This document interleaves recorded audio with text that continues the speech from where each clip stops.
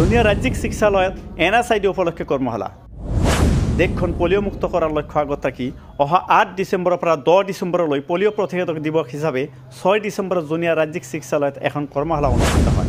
Junior ৰাজ্যিক চিকিৎসালয় এলেকাধীন আশাকৰ্মী উপস্থিত থকা কৰ্মশালাত জুনিয়ৰ ৰাজ্যিক চিকিৎসালয় ভাৰপ্ৰাপ্ত স্বাস্থ্য আৰু চিকিৎসা বিষয়া ডাক্তৰ হাছান ৰফিক, জ্যেষ্ঠ চিকিৎসক ডাক্তৰ সামাদ আলী, ABPM শাহজাহান আলী আহমেদ উপস্থিত থাকি আশাকৰ্মীসকলক পলিঅ' প্ৰতিষেধকৰ গুৰুত্ব, খুওৱাৰ পদ্ধতি আৰু দায়িত্ব কৰ্তব্যৰ বিষয়ে অৱগত কৰায়।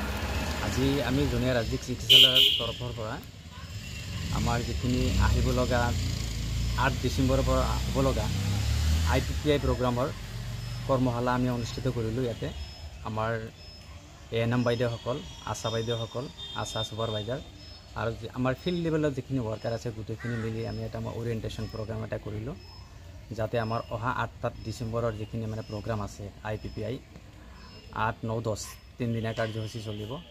এই প্ৰগ্ৰামটো যাতে আমি ছাকচেছফুল কৰিব পাৰোঁ, আমি যাতে মানে প্ৰত্যেকটো বাচ্চা আমাৰ ছেক্টৰৰ যিখিনি মানে আছে 0 পৰা 5 বছৰৰ গোটেইখিনি বাচ্চা যাতে আমি কভাৰেজ দি এটা বাচ্চাও যাতে বাদ নপৰাকৈ আমি 2 টোপাল পলিঅ'ৰ প্ৰতিষেধক দিব পাৰোঁ, তাৰ কাৰণে আমি গোটেইখিনি মানুহক মাতি আমি চেনচিটাইজ কৰি দিলোঁ।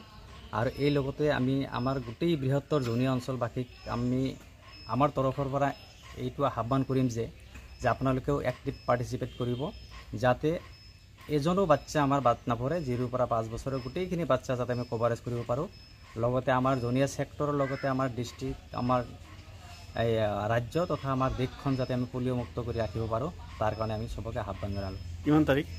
আমাৰ 8 ডিচেম্বৰ 2024 পৰা আমাৰ IPPI প্ৰগ্ৰামটো আৰম্ভ হ'ব। কি প্ৰগ্ৰাম আছিল আপোনালোকৰ? হয়, আজি আমাৰ একচুৱেলি এই আছিলে আপোনাৰ পালছ, আমাৰ প্ৰত্যেকবাৰে পালছ পলিঅ' যোনটো প্ৰগ্ৰাম হয়, আজি আমাৰ তাৰে এটা কৰ্মশালা আছিলে SNID পলিঅ' প্ৰগ্ৰাম, তাৰমানে চাব নেশ্যনেল ইমিউনাইজেশ্যন ডে আমাৰ আহি আছে 8 ডিচেম্বৰ 2024। আমাৰ 0 to 5 ইয়াৰ্ছৰ কাৰণে যিখিনি মানে বেবী আছে তেওঁলোকক মানে আমাৰ পালছ পলিঅ' মানে 2 টোপাল প্ৰতিষেধক প্ৰদান কৰা হ'ব। সেইটো এডিশ্যনেল ইৰিছপেক্টিভ অফ ৰুটিন ইমিউনাইজেশ্যন আমাৰ প্ৰত্যেক বছৰে এনেকুৱা কৰা হয়। তো এইবাৰ কি হ'ল, একচুৱেলি মানে অলপ দেৰি হ'ল আমাৰ প্ৰগ্ৰেমটো পাতোঁতে। মানে আপোনালোকে নিশ্চয় জানে ডিচেম্বৰ 3 পৰা 5লৈকে আমাৰ SSU3 মানে স্বাস্থ্য সেৱা উৎসৱ চলি আছিলে। আমাৰ কালি তাৰে এক্সটাৰ্নেল ইভালুৱেশ্যন আৰু এক্সটাৰ্নেল এছেছমেণ্ট দুটা কমপ্লিট হ'ল। তো এইবাৰ অলপ ট্ৰেইনিংটো অলপ দেৰি হ'ল, যিয়ে নহওক কিয় আমাৰ বুথ লেভেল ৱৰ্কাৰ্ছ আৰু ছুপাৰভাইজাৰৰ কাৰণে আমাৰ আজি ট্ৰেইনিং পতা হৈছিল। তেখেতসকলে আহিছে, তেওঁলোকক অৰিয়েণ্টেশ্যন দিয়া হ'ল ইয়াতে।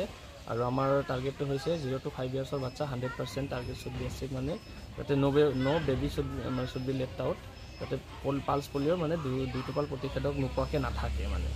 আৰু পলিঅ' ফ্ৰী কৰিব লাগে। পলিঅ' অলৰেডি মানে পলিঅ' ইৰাডিকেশ্যন হৈছে বুলি ক'ব পাৰি। আপোনাৰ হয়তো কেতিয়াবা ফ'কাছত আহে আউটছাইড ইণ্ডিয়া হ'লেও 2-এটা কেছত কোনোবা কাণ্ট্ৰিত হয়তো আমি শুনা পাওঁ আৰু, কিন্তু যিহেতু আমাৰ নেশ্যন ৱাইড এইটো প্ৰগ্ৰেম, গতিকে আমি এক্টিভ পাৰ্টিচিপেশ্যন আৰু সহায় সহযোগিতা মানে আপোনালোকৰ পৰা এইটো আশা বিচাৰিছোঁ, মিডিয়া কভাৰেজৰ পৰা মানে থ্ৰু আউট দ্য মানে এণ্টায়াৰ ৰিজন, আমাৰ ৰিজনত হওক, ডিষ্ট্ৰিক্ট, ষ্টেট বা থ্ৰু আউট দ্য কাণ্ট্ৰি এইটো মেছেজটো যাওক যে no baby should be left out during this period, আৰু 2 টোপাল প্ৰতিষেধক হয় পলিঅ' ফ্ৰী কৰিব লাগে। এইখিনি আমাৰ লক্ষ্য। আৰু আজি কৰ্মশালা ক'ত হ'ল?